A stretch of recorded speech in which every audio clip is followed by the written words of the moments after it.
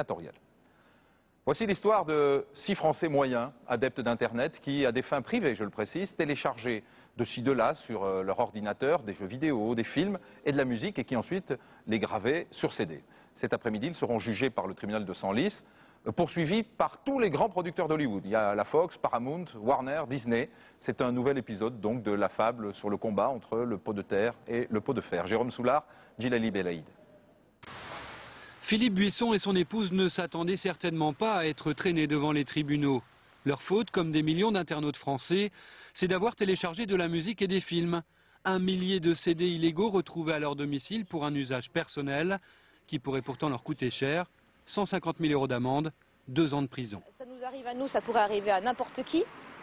On n'a pas de moyens importants aujourd'hui pour se défendre face à ce type d'accusation.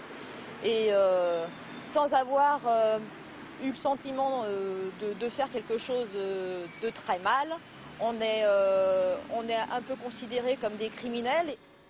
Un petit clic pour une grosse amende. Car depuis quelques mois, les grandes majors du film et de la musique ne laissent rien passer. Les professionnels portent plainte contre les pirates. On veut faire des exemples pour limiter la fraude. Tout ça, évidemment, c'est une histoire de gros sous. Ce sont des pertes très importantes.